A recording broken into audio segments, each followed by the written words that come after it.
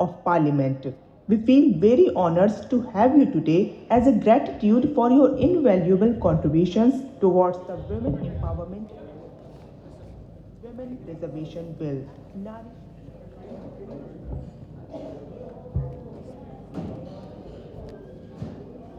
उसी के साथ ही आइए जोरदार स्वागत करते हैं हम श्री रामदास अठावले सर का हमारे बीच में, are union minister of state for social justice. मैं चाहूंगी कि आप सभी जोरदार तालियों के साथ उनका बहुत बहुत स्वागत, अभिवादन और अभिनंदन करें। जी हाँ, मैं रिक्वेस्ट करना चाहूंगी डॉक्टर नौरा शेख से कि वो अपने शुभ हाथों से सर का फूलों के साथ जोरदार स्वागत, अभिवादन और अभिनंदन करें।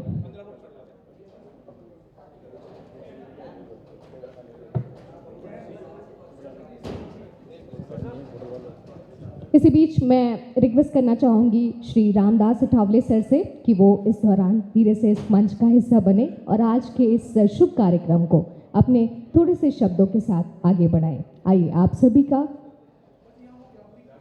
बहुत ही प्यारे अंदाज में स्वागत करते हुए मैं अब union minister of state for social justice Shri Ramdas sir को इस मंच पर आमंत्रित करना चाहूँगी।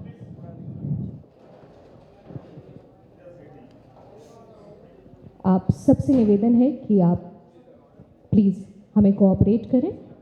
आप सभी की उपस्थिति में आइए इस मंच पर हम सर का स्वागत, अभिवादन और अभिनंदन करते हैं।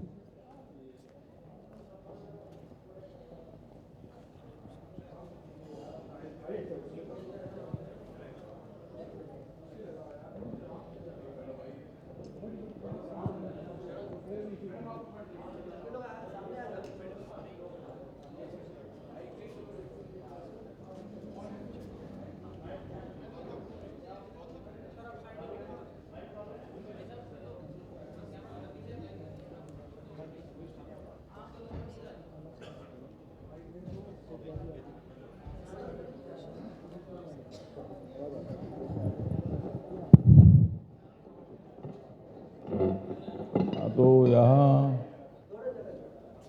नारी शक्ति नेशनल कॉन्क्लेव ये प्रोग्राम यहाँ महिला एम्पावरमेंट पार्टी जो है, जिनके अध्यक्ष डॉक्टर नौरा शेख है, जो हैदराबाद में रहती है, मैं भी उनको अच्छी तरह पहचानता हूँ। दूसरे हमारे जवान भाई है हैदराबाद के, इसके ऑर्गेनाइजर समीर भाई है, और भी इम्पोर्टेंट पर्सनैलिटीज यहाँ मौजूद है। तो बहुत सालों से महिलाओं को आरक्षण देने का बिल पार्लियामेंट में पेंडिंग था। नारी शक्ति जो है, अगर हम मजबूत करेंगे नारी शक्ति, तो समाज को मिल जाएगी मुक्ति। समाज को अगर मुक्ति चाहिए तो नारी शक्ति को बढ़ावा देना चाहिए। और बहुत सालों से मैं भी पार्लियामेंट में था, 2-3 बार पार्लियामेंट में, लोकसभा में ये बिल आया भी था, लेकिन कुछ लोगों ने उसका विरोध करने से ये बिल पास नहीं हुआ था। लेकिन देश के लाडले प्रधानमंत्री नरेंद्र मोदी जी, जो सबके लिए काम करते हैं, वो हिंदुओं के लिए काम करते हैं, मुस्लिमों के लिए काम करते हैं, सिख ईसाई के लिए काम करते हैं, बुद्धिस्ट लोगों के लिए काम करते हैं, जैन लोगों के लिए काम करते हैं, दलित हो, आदिवासी हो, ओबीसी हो, जनरल कैटेगरी के लोग हो, युवा हो, महिला हो, किसान हो, गरीब हो, ऐसे सभी लोगों के लिए नरेंद्र मोदी जी काम करते हैं। और उन्होंने तय किया कि महिलाओं को आरक्षण देने का बिल बहुत सालों से प्रलंबित है। इस बिल के लिए नया स्पेशल अधिवेशन बुलाया, और एक बात बहुत अच्छी थी ये नया संसद भवन का उद्घाटन होने के बाद पहला बिल अगर कौन सा पास हुआ होगा तो महिला आरक्षण का बिल पास हुआ। और महिला आरक्षण का बिल पास करने के लिए एक स्पेशल अधिवेशन नरेंद्र मोदी जी ने बुलाया था और अभी 33% आरक्षण महिलाओं को मिलेगा। डॉक्टर बाबा साहब अम्बेडकर जी जब लॉ मिनिस्टर थे, माननीय पंडित जवाहरलाल नेहरू जी देश के प्रधानमंत्री थे, उनके मंत्रिमंडल में डॉक्टर बाबा साहब अम्बेडकर जी थे। पहले बाबा साहब लेबर मिनिस्टर भी थे, बाबा साहब अम्बेडकर इरिगेशन मिनिस्टर भी थे। और जो दामोदर वैली है या बिहार, झारखंड और वेस्ट बंगाल, इनके बॉर्डर पर 7 डैम बने हैं। और बाबा साहब अम्बेडकर जी का कहना था कि इरिगेशन बढ़ाना चाहिए, डैम होनी चाहिए। डैम अगर हो जाते हैं, अगर नदी को बांध डाला जाता है तो उसका डैम बनता है। तो डैम का पानी लोगों को पीने के लिए भी मिलेगा, जानवरों को पीने के लिए भी मिलेगा, पंछियों को पीने के लिए भी मिलेगा, खेती को मिलेगा, जो फैक्ट्री चलती है उसके लिए पानी मिलेगा। और जो पावर है, बिजली है, ये बिजली का निर्माण भी ऐसे डैम के माध्यम से होनी चाहिए। और उसी तरह मतलब उसके बाद बाबा साहब अम्बेडकर जी लॉ मिनिस्टर थे और बाबा साहब का कहना था कि महिलाओं को न्याय मिलना चाहिए। सभी जाति के महिलाओं पर अन्याय होता है, हर फैमिली में महिलाओं पर अत्याचार भी होता है, अन्याय भी होता है, समाज में भी बहुत उनके ऊपर अत्याचार होते हैं। तो महिलाओं को न्याय दिलाने के लिए बाबा साहब अम्बेडकर जी ने हिंदू कोड बिल संसद में लाया था, लेकिन संसद में वो बिल पास नहीं हुआ। इसलिए बाबा साहब अम्बेडकर जी ने अपने मंत्री पद का इस्तीफा दे दिया था। तो इतने सालों के बाद माननीय नरेंद्र मोदी जी ने महिलाओं को 33% रिजर्वेशन देने का जब निर्णय लिया, पार्लियामेंट में जब बिल आया तब सभी पार्टियों ने उसका समर्थन किया।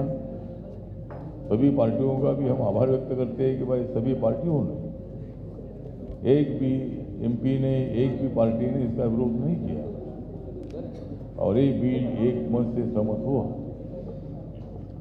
तो आज यहाँ नारी शक्ति नेशनल कॉन्क्लेव जो रखा है, इसमें कुछ महिलाओं का सम्मान भी हुआ होगा।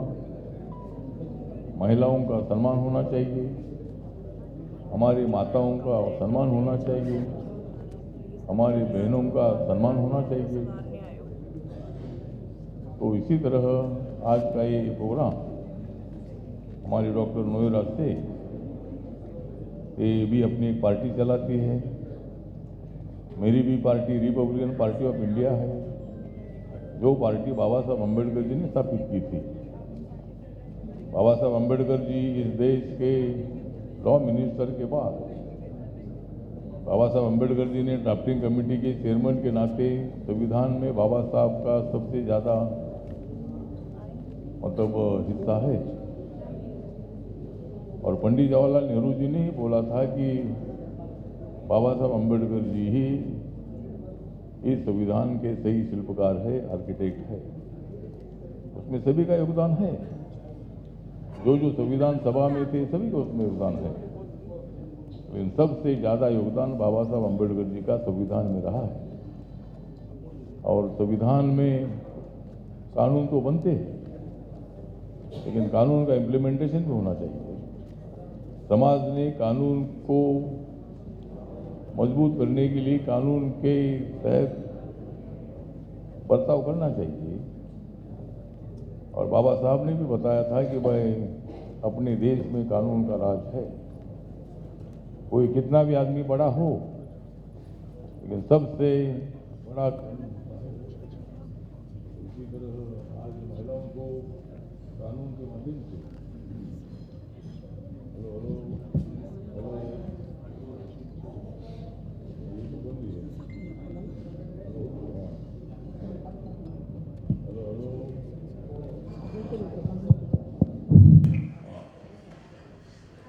तो अभी मतलब माइक बंद भी हो जाएगा, लेकिन महिलाओं का आरक्षण मिलने का रास्ता पूरा खुल चुका है। अभी महिलाओं का रास्ता कोई भी रोक नहीं सकते। माइक बंद भी हो जाएगा तो भी हम माइक बिना माइक भी हम महिलाओं को आगे लेकर जाएंगे।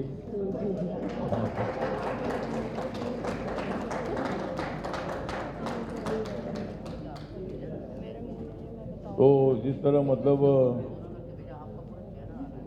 अब अपने देश में नारियां जाग रही है, अपने हक के लिए संघर्ष कर रही है।